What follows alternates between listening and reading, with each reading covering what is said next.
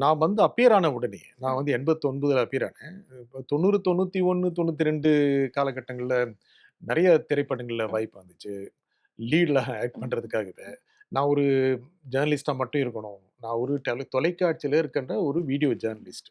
அத விட்டு நான் வேற பிம்பம் வரக்கூடாது அப்படிங்கிறதுக்காக நான் நெறைய வாய்ப்புகள வந்து மறுத்துட்டேன். இல்லன்னே சொல்லிட்டேன். ஸோ அதனால நான் நடிக்கல. அப்ப நடிக்கல. இப்ப ரீசென்ட்டா கருமேகங்கள் கலைகின்றனன்ற ஒரு படத்துல நடிச்சிருந்தீங்க. சோ இந்த ஒரு ஷிஃப்ட் எதனால வந்துச்சுன்னு நெனைக்கிறீங்க? அப்போ வந்து நீங்க நோ சொல்லிட்டீங்க. ஆனா இப்ப வந்து இல்ல நம்ம இதெல்லாம் பண்ணலாம் அப்டின்றதுக்கான அந்த ஷிஃப்ட் எதனால வந்துச்சுன்னு நெனைக்கிறீங்க?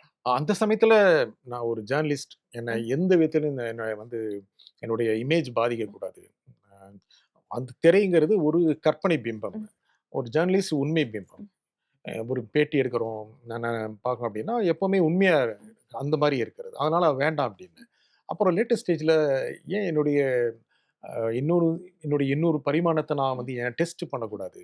அப்படின்னு நெனச்சதுல, நான் ப்ராப்பரா ட்ரெய்னிங் எடுத்துக்கிட்டு, எனக்கு இருந்த சில தொடர்புகள் மூலமாக நடிப்புக்கான வாய்ப்புகள தேடினேன். அப்போ தங்கர் பச்சான் சார் எனக்கு இந்த படத்துல வாய்ப்பு குடுத்தாரு. அதான் என்னுடைய முதல் படம்.